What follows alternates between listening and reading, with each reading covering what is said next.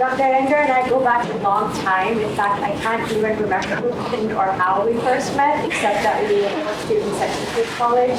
I think she came halfway into when I was writing my doctorate, doing my doctorate. She did hers in the economics and education, studying under Dr. Hank Levin. She is currently an associate research scholar and the director of education at the Center for Sustainable Development Climate School at Columbia University, formerly known as the Earth Institute. She has over 15 years of experience in international educational development.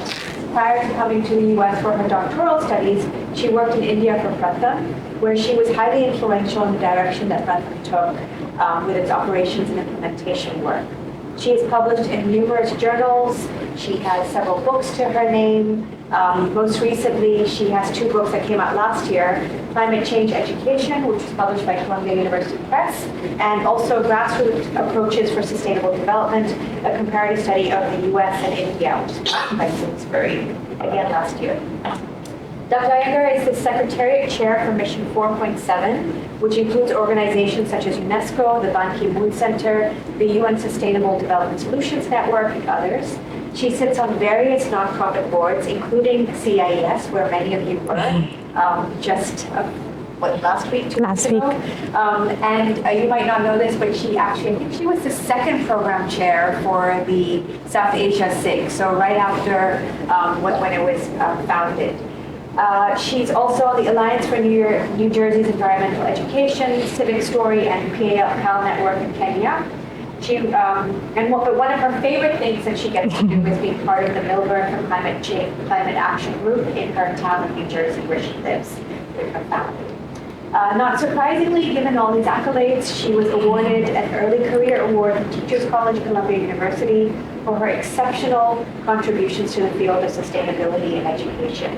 She really is somebody who's been incredibly influential, especially at the climate school, where when she started as a doctoral student working there was no program for education. She's really been sort of spearheading that, and we're really lucky to have her, and we're incredibly lucky to have you here. So while most of her recent work has been focused on climate change, she has been a long-time champion of rural education literacy and women's empowerment.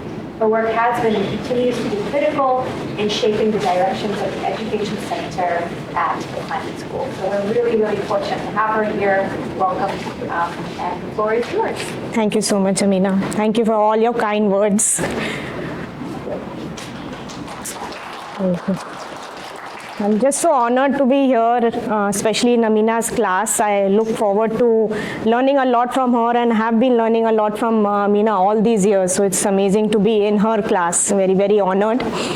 I think today's presentation, I want to continue our discussion that we've been having most of you were there at CIES, Amina mentioned.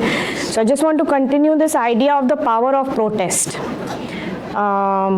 To see how we can take up this idea, and in my presentation I've done like some sort of like 5 mini protests that I'll be discussing today. And this paper is actually a NORAG special edition on climate education, on climate change. It discusses foundational literacy and eco-pedagogy. So I would suggest to, when you have time, there's a full report online, freely accessible. If you want to read it, it gives a glimpse of, I think there are around 30 articles. It gives a glimpse of all sorts of different discussions and debates on the foundational literacy debate, as well as how are people linking it to climate change and eco-pedagogy.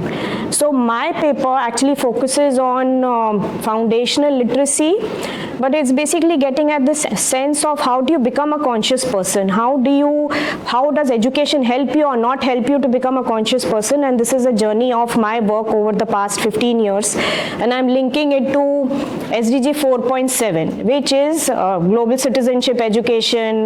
This target Sustainable Development Goal 4.7 discusses climate literacy and global citizenship education. So my first protest, as I was mentioning, I've listed this presentation in terms of 5 mini protests. My first protest is 1984 Bhopal gas tragedy. I'm from Bhopal and I'm a survivor of the Bhopal gas tragedy. Luckily, I survived because the wind was not coming towards our direction. Many of my friends didn't survive, and there were more than, I think half the city was affected. More than 20,000 people passed away in just one night, and Bhopal, that history, that night, 1984, changed Bhopal forever. So my first protest is when all of this, Mother Teresa came over to do all the rehabilitation. Many other protests were happening on the street. There were a lot of people saying that we should, this is a climate injustice issue. It was a man-made disaster. How do we stop, having these disasters, and what can we do? The state was heavily involved. Union Carbide, the factory was heavily involved. US was heavily involved. So I came, and there were a lot of protests in my city. Of course, it was in collapse. Many people died, and my mother, who runs an NGO now after Bhopal gas tragedy, would open up people's houses and put eye drops with the missionaries of charity, and then could do whatever she could to bring people to the government hospital, but it was not possible to have everyone be serviced. So my first protest was when I came to, after 3 days when the school opened, I went back to school. I was in grade 5, and the school resumed as if there was nothing going on. Imagine that your city is on fire, your relatives have passed away, but complicated things are so difficult to discuss in classes that it was very difficult to even come up with such a discussion. So many things had gone wrong in our city suddenly, and then we assumed classes. There were all these other things, curriculums had to be completed, syllabuses had to be taught, and we continued. So my first protest is, when are we going to discuss climate issues? When are we going to discuss climate injustice issues in our classes? And that's really been a challenge so far. Even now, climate injustice is just pushed under the carpet because it's again a there's no right or wrong answer.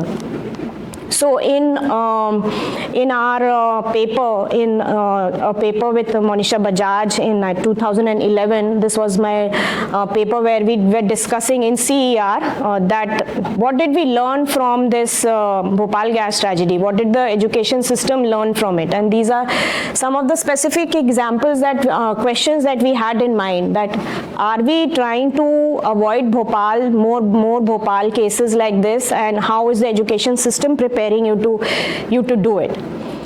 And it seems like it wasn't really preparing you to do much. Even after 25 years of the gas tragedy, what we learned was, in the syllabus analysis that we did, it was very generically, these are textbook references that we had done a syllabus analysis of Bhopal, and the discussion was all around understanding ecosystems, depletion, conservation of resources, waste generation and management, very generic terms.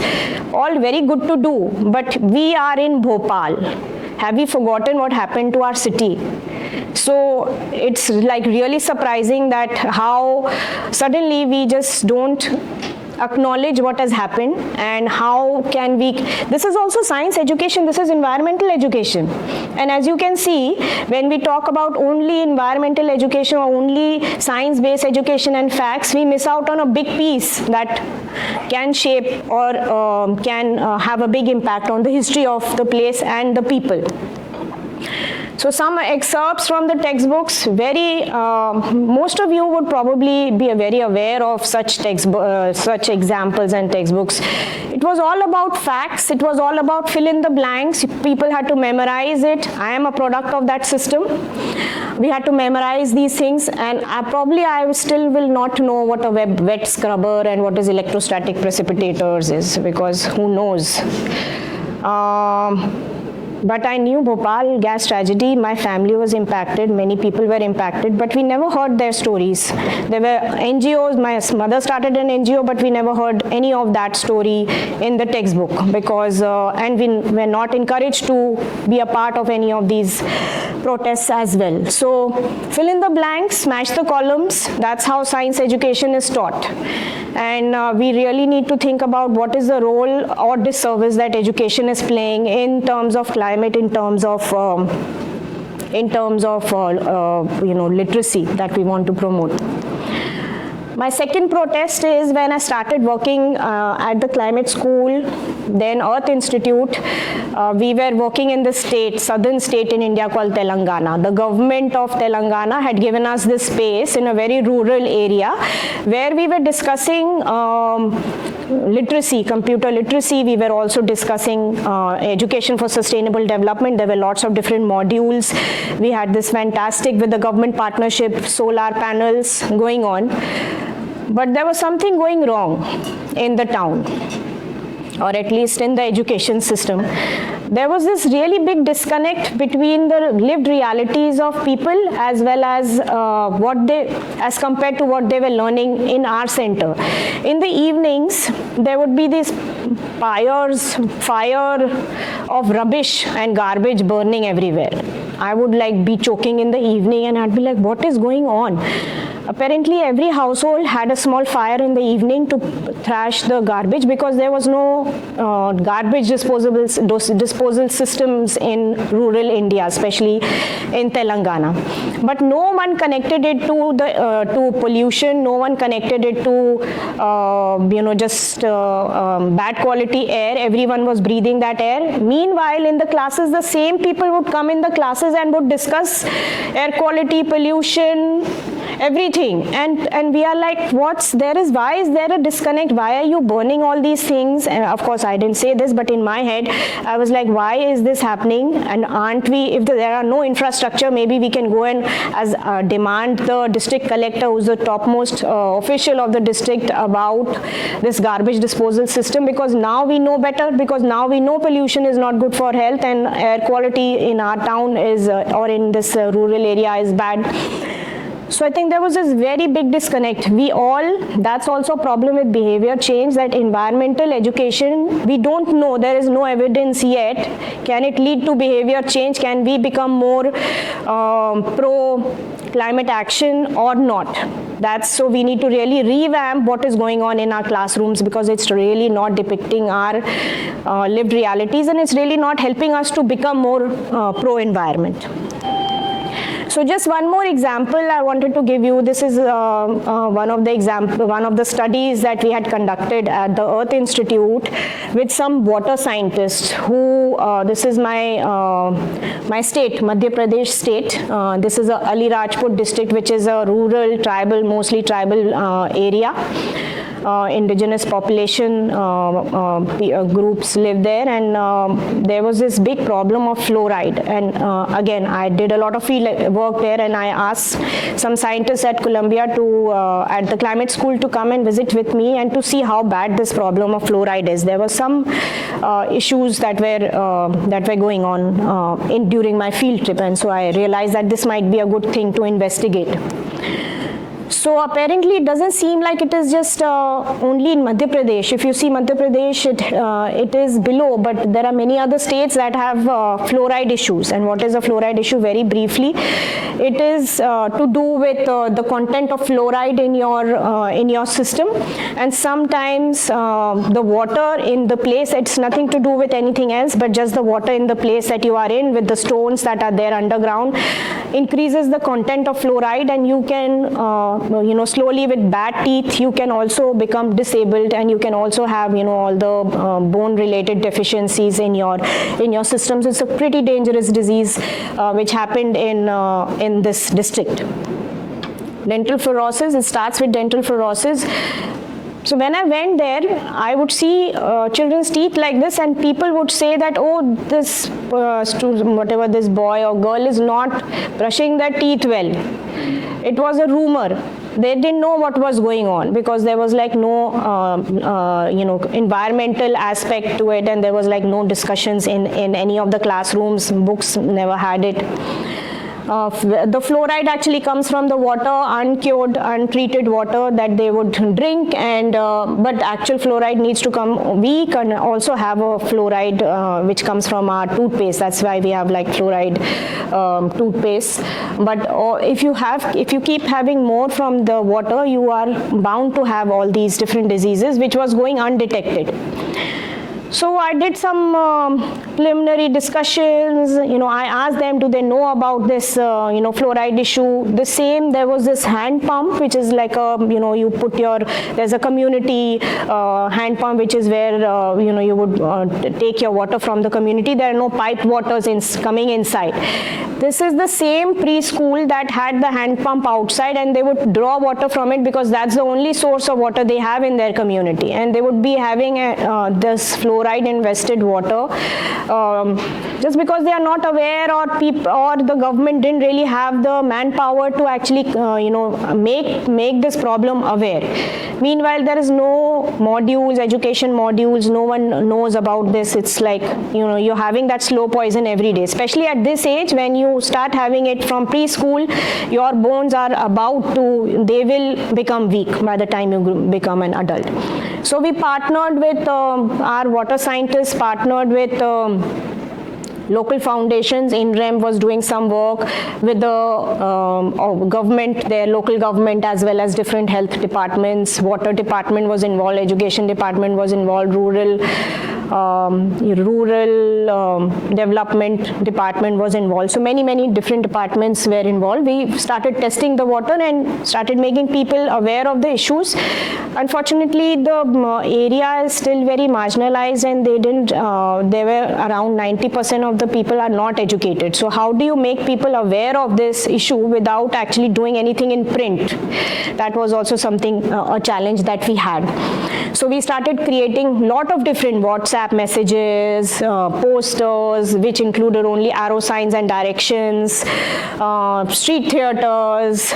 We also spoke about it in village councils. Lot of different ideas were tested to see what works in terms of making people aware of this particular problem.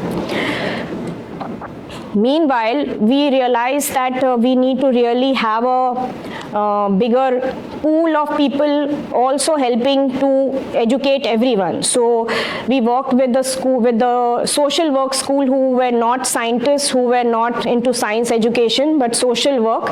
And this is the citizen science work, and we all got trained, including me, because I'm not from the water scientist background. So I got trained myself, and we started testing the water and making people aware. It was more of a citizen science related work, very much like I was talking to Amina, very much like Pratham. Since I worked at Pratham, I decided that let's have a community way of learning about, in that case it was literacy, here it is about water quality. So getting everyone involved, we would go to the villages, all these kids, and everyone would be there, especially women, because they would be drawing water, to understand what is the problem and how do we want to tackle it. Again, the solutions will also come from, this is only testing, so solutions had to come from the community. So more specifically, the students, Masters of Social Work students, were conducting the water testing in villages. They were also using the phones to upload the data, and data was available for everyone. It was not like the data that usually government officers collect. It just goes up in, I think, some black hole, or goes down in a black hole. I don't know where it goes, but it doesn't go back to the community to make a difference, right? It needs to be available to see what water points are affected, what water points are not affected, and then also how do we share the information, posters, information campaigns, WhatsApp, theater, everything was included here. So the students conducted this testing, and the yellow ones are the ones with very high fluoride, and the blue ones are still okay. So it seems like it was spatially distributed, and if we could luckily if we could control those patches of yellow, we will be able to solve this issue. That was a big revelation for us, that okay, it's not everywhere, because if it was everywhere, and if we tell the government that we need to shut all the hand pumps, this is a hand pump where you draw the water, community hand pumps, then it would be a big problem, because how will people get water? So luckily we could like see the spatial inequality here, and we could say, okay, only certain areas were impacted more and we need to prioritize, the government needed to prioritize. We had all these meetings with the government to see how the pipe water can be first given to these villages. But since this was done openly, every village, there was at least 1 or 2 people who were masters in social work students, as well as there were community members who saw the whole process of doing this dissemination. It became a visible problem. It was not like rumors, and it was not like, okay, this person is not brushing their teeth and this person is, not doing whatever. It became a visible problem, so I think that really helped. So here is like a very specific thing on where, close up on where those problems are, so that we can try to figure out, we as in like the entire government system could figure out, including the community, on how can we solve this particular issue. We just made it transparent and obvious. Tools used were citizen signs, posters. We would paint as per the government regulation, if the water is unsafe, we had to paint it yellow, and if it is safe, we painted it blue. Students got to learn about how to conduct surveys, get training on phone-based data collection, certification at the end of the course, hands-on experience through a live project, internships and live projects, and doing something in the same locality as you are in and trying to improve that environmental challenge is not what is usually taught at master's or at undergrad level. Even, it's true for many countries. Chance to engage with the community to try to understand real issues impacting the locality and work with local government officers to bring about a solution to an existing problem. So I think this is really important on how to build in a community buy-in with community empowering tools, with data collection techniques and surveys. So you are also becoming a researcher and you are also trying to investigate what problems there are and how do you actually try to solve something that is in your own community. So what do we learn about sustainable development here? That it needs to be interdisciplinary. That is one thing I realized, that see, I'm not a water scientist, but I needed a science professional to work together to explain, okay, this is how we need to go about things, and I brought in my expertise. It needs to be interdisciplinary. We cannot work in, okay, this is an agriculture expert and this is a policy expert and this one is an engineer and I am an education person. We have to all come together to work on a sustainable development issue, and of course this connected water and health, and so intersectoral, yes, because it had water department, it had the rural development department, it had the education department, health department, all had to combine their ways and strategies to work on this particular issue. And not to be limited to schools, education can be in the community also.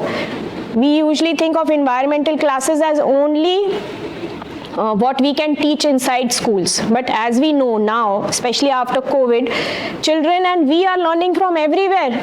Internet, from each other, from our parents, and from our, ancestral, whatever information that they have passed on. I think we need to really think about ways of sustainable development, not just through formal classrooms and just rely on our teachers who are already doing so much, but also take up this responsibility on our own, using informal ways, using formal ways, using non-formal settings. I think those are things that we are non-formal and informal are very neglected when we talk of sustainable development, whereas they are one of the pioneers of, how do we curb waste, how do we upcycle things. That's all in non-formal sector, but we don't, give them due credit. Education also needs to be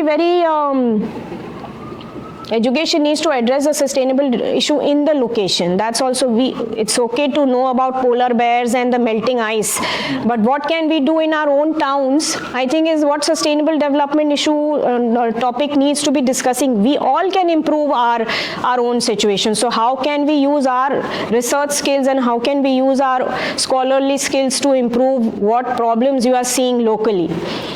it has to be very contextual and relevant. Any type of education has to talk about your own, from the Bhopal study and from this study. I think we are doing a big disservice to children and students who are coming there, spending their time in schools, but not really learning about their immediate health impacts, just because the curriculums come from the national level or curriculums come from somewhere else. We need to have that flexibility to include all these local issues in our system, but there was none, and we are still trying to integrate it, because of course government systems and education systems work so slowly that it's going to take I don't know how many more years. SDGs need to be made more local. As I mentioned, great to have sustainable development goal, great to have SDG 4.7 target, what is global citizenship, what is education for sustainable development. It will not mean anything till we make it more local and till we actually use it as our tool to create things that we can improve in our own communities. And there needs to be partnership at various levels. We could only work and make this data available just because the government was very willing to convene these meetings and to have all of, they knew that there is a problem, and let's figure out together with researchers, with think tanks, with NGOs coming together. So that's partnership is again something that sustainable development needs to be, that sustainable development needs. So now protest 3. This is in Vatican. I was asked to come for an education for sustainable development workshop at the Vatican, which I thought will be so boring, because we will have, I don't know, theology, lessons of religion, and don't get me wrong, I'm half Catholic. So, but I went there and there were all these different religious, there were Buddhists there were,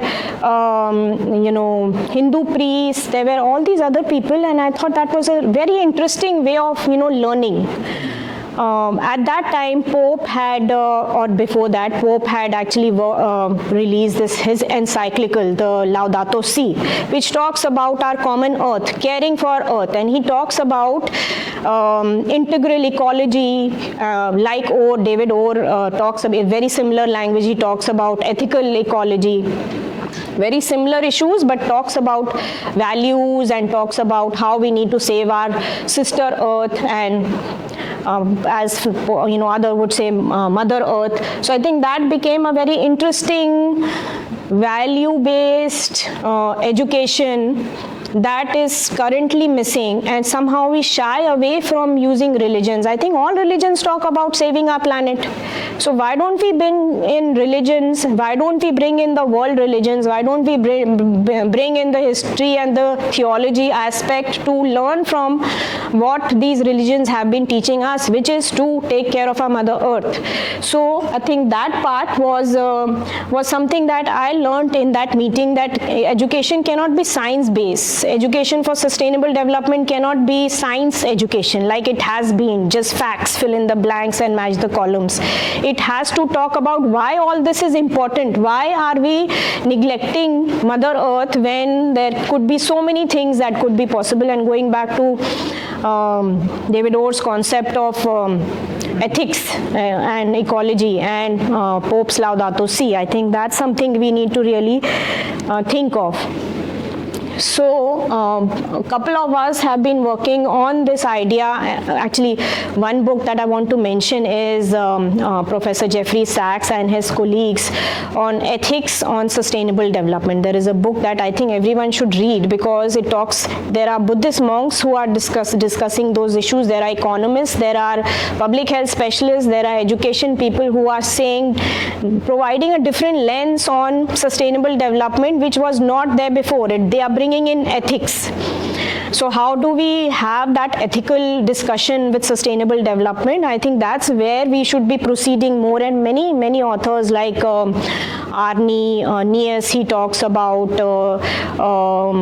deep ecology. It's the same idea of how we need to bring about ethical aspects to sustainable development. I think that's something that book has been quite influential in my thinking, which goes towards this book that we worked on, which only includes climate schools scientists, and I was very keen to know how can we translate all of the science into multidisciplinary aspects. So this book gives some examples to show citizen science work, geospatial analysis, all with people power, all with, having all of us involved in the solution, not like, okay, this is someone is giving you the data and now, okay, what can we do? No, everyone needs to be a part of the whole planning process.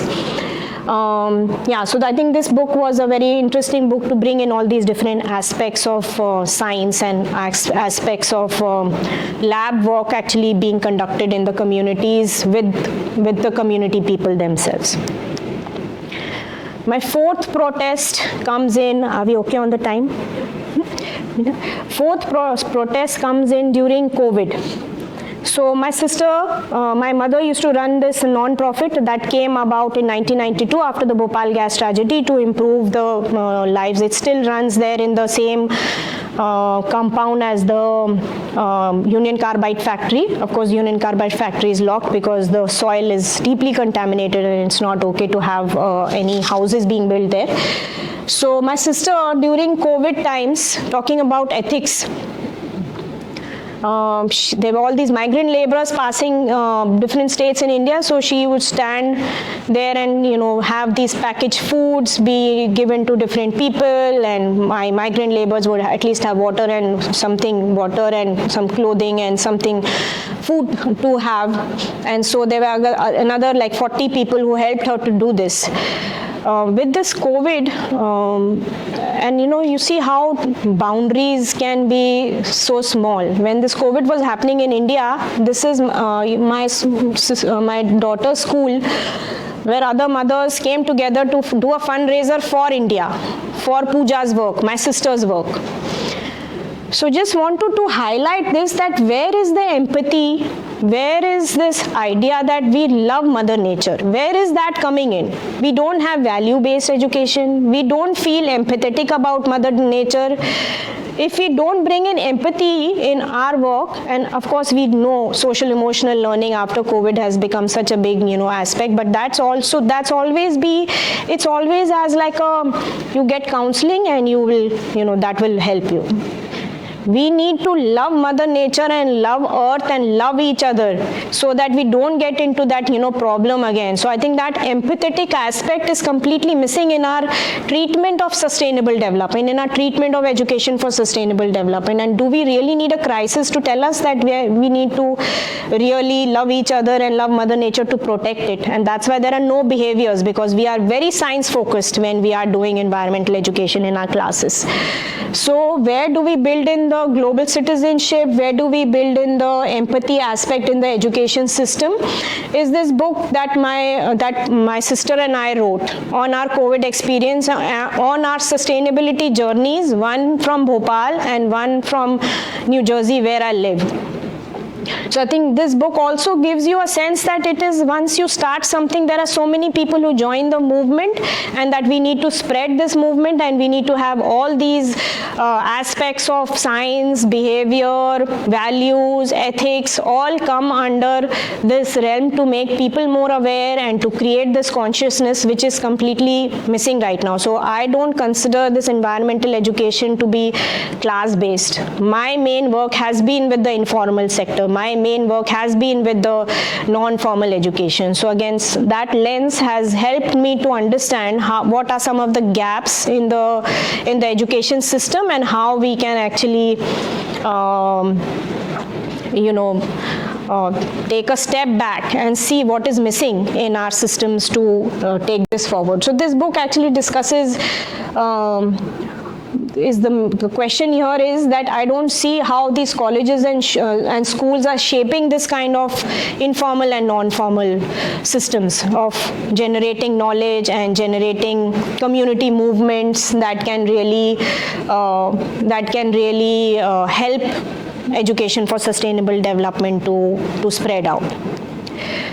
My last one is protest is, there is this river in New Jersey, some rivers get very flooded every time there is like a big rainfall coming. So suddenly, this Ravi River, which no one really noticed, which runs through our middle of the town, it just exploded, it erupted, and our entire downtown was under, it was savaged completely. All the shops all these, water came in gushing and everything came out on the roads. And no one really noticed Ravi River before. And suddenly our town in Millburn in New Jersey became headlines of New York Times. It was quite catastrophic. And what happened then? Our town is a small town, 20,000 families. As small towns are, we only have few elected officials and one fire department, 2-3 people. What can they do? So that time I saw that many, high schoolers, including their moms, I must say that the dads were missing, but yes, high schoolers and moms came forward to help out cleaning up this, the shops. That really helped me to think about something that we generally forget. If nature doesn't show fury, we completely neglect it. When this Ravi River suddenly decided that, okay, I am going to show these people what I am worth, suddenly we had to come together and do something in our community. Otherwise, we forget the Ravi River that was there. It's not, then we keep throwing garbage, then we keep throwing whatever we can in the river, right? So how can we learn to become planetary stewards when it has not reached a catastrophic stage? Why do we have to have so much of climate disasters to realize that we need to do something? It's a question that I keep thinking. So then we all came together. Here is my daughter, my neighbor, giving food, pizzas to people who are doing the cleaning process, and then all of this is my downtown all in shambles. We had all these discussions with a aerosol scientist in the evening, Columbia University, because all of us were coughing and we were so brave and foolish that we didn't even cover our faces and did all sorts of things before going and cleaning. So we were coughing in the evening, and we got all these insights from people. But anyway, so I felt that we really needed to be connected with Mother Nature. We really needed to be thinking about it before this catastrophe happened. And how do we do that? So some examples I have presented in this book with my colleague Cassie, and we are saying that we really need to rethink about climate education. We really need to rethink about sustainable development, giving a much more holistic approach to it, forgetting about all the previous models of environmental science that has been developed, but bringing in a much more holistic experience, bringing in a much more system-wide thinking. And how do we do that? Bringing in this lifelong learning approach, which the Sustainable Development Goals 4 talks about, because it's not just for education for K to 5. It is education for all of us also. I keep learning about native plants. It's like a never-ending learning journey you are on. So how do we promote that? And how do we bring that seed of investigation and inquiry into everyone so that we become lifelong learners? That's something that we have discussed in this book. And the book also provides some ideas of examples of non-formal learning, informal learning. We've done a lot of different discussions about systems thinking approach, which brings in all these different ideas of it's not just one focus. The 4 pillars of sustainable development are economic, environment, social, which talks about education and health outcomes. It also talks about environment. So bringing in all these different aspects. Good governance is the 4th pillar. Bringing in all these different aspects of the pillars of sustainable development. If we don't bring them together, it's not, as we have seen in all these examples, that it is not really bringing any change. And then bringing in the justice and diversity element, of course, is something we can't be happy in whatever way we are happy, in our place. COVID has shown us that we are so interconnected that if one community goes down, we all go down. So how can we make everyone fair and equal, and how can we provide that climate justice lens to our treatment? So on an ending note, happy birthday to our elm tree in Millburn, and we decided that we celebrate this 100 years of the elm tree.